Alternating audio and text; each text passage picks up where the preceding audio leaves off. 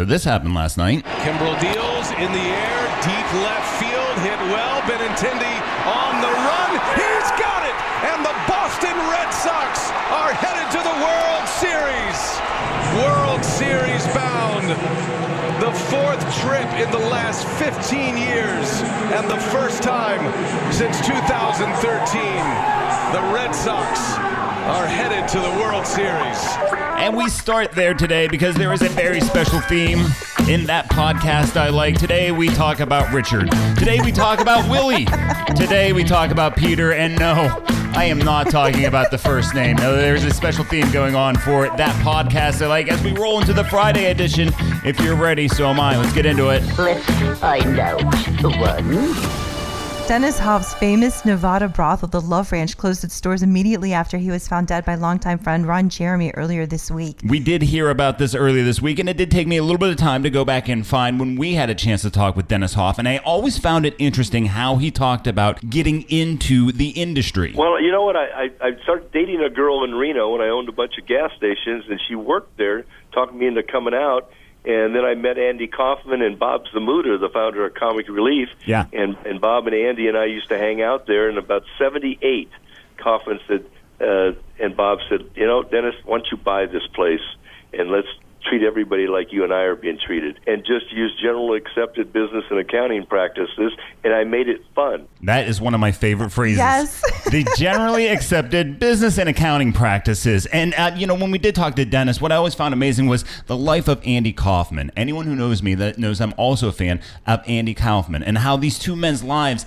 intertwined together. He was a friend of his. Andy actually led to him buying the Moonlight Bunny Ranch. And then if you know anything about Andy Kaufman, you know the story of Bob Zamuda and Andy Kaufman doing the character of Tony Clifton. Mm-hmm. Tony Clifton is this made-up character where they would trade the costume back and forth, and they actually played jokes on the employees at the Bunny Ranch. And what happened is Harrah's wanted Kaufman real bad, and they said, nope, he's not available. And so finally the manager said, I can get you Tony Clifton. And Harrah says, great. But half the time it was Zamuda. Right. I mean, we'd walk through the casino, Andy and I, and sign some autographs and do what he did. And then we'd walk out the back door and go to the Bunny Ranch, and then Bob would do the show. Wow. And what Bob would do is the showgirls from Caesars next door would come over. They were fans, and of course they'd want to fool around with Andy. But Bob had the Tony Clifton outfit. And Bob would say, "Here." He would fool around with him and then give him Andy's number and say, "Please come to L.A. and visit with me." And not one girl ever caught on. I'll let you get back to your party. Have a great morning, man. Well, email me. I'm going to send you some cool stuff to Dennis@bunnyranch.com because I want to get that booty pass in your pocket. My wife and I will be out later this year. Thanks so much, pal. Great, you could hear the party going on in the background. Yeah. It was his girlfriend and Ron Jeremy, if you remember. Out of nowhere, Ron Jeremy popped on the phone, too. It was a crazy time. Maybe sometime we'll put up that whole audio. But, yeah, our heart goes out. Whether you agree with what Dennis was doing on his own, the guy made a lot of fun for a lot of people. And he seemed to be very respectful of everyone. Not so respectful, though, of the sheriffs. They've been trying to close down the Love Ranch ever since Dennis announced he was running for state assembly. Interesting side note, though, even though that he's passed away, his name will remain on the ballot next month. Could you imagine, and this does happen every once in a while, where someone who's dead ends up winning the election? Mm-hmm. If Dennis Hof wins the election after he passes away, that is a brand new meaning to the term lucky stiff. Next. Kleenex says it will rebrand its man-sized tissues after consumers complained of gender concern. What the hell is gender concern? So the packages for the tissues describe them as confidently strong and comfortingly soft. And Kleenex had to clarify after complaints that it in no way suggests that being both soft and strong were exclusively masculine traits.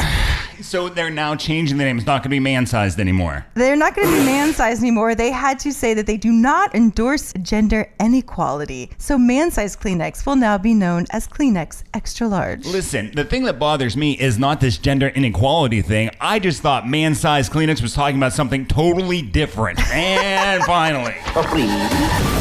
If you check out the merch section of Marilyn Manson's website, you're going to find a couple new items for Halloween. The Marilyn Manson Halloween pumpkin stencil. Oh, that's the family. If you're going to go shopping on Marilyn Manson's website, if you're getting something for yourself, you got to get something for the kids. So you get them the pumpkin stencil, and then there's something else available as well. There's also the 8-inch mini Marilyn, complete with his face on it and an accessory bag. They do want you to note, though, the Gothic paint on his face is environmentally safe. The 8-inch mini Marilyn. You know that there is actually video out there of Marilyn Manson doing karaoke, which gives a whole new meaning to this.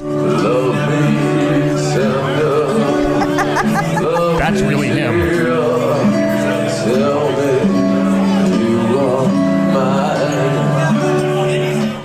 And on that note, we are going to get out of here. Following the lottery, we've been doing it all week. It's no winner. 2 more drawings. We got a drawing tonight and a drawing tomorrow, correct? Mega Millions tonight and Powerball on Saturday. Do you realize the odds of winning that? Both are 1 in 88 quadrillion. So you're telling me there's a chance? Yeah! Good luck, everyone. Go get your tickets, and we'll do this all again Monday. We love you. I get so big, I have to call it Mr. Dick in front of company. We're just talking about this at work today. I'm down for chicken. There ain't no problem with it as long as it ain't bigger than mine. I'm fine.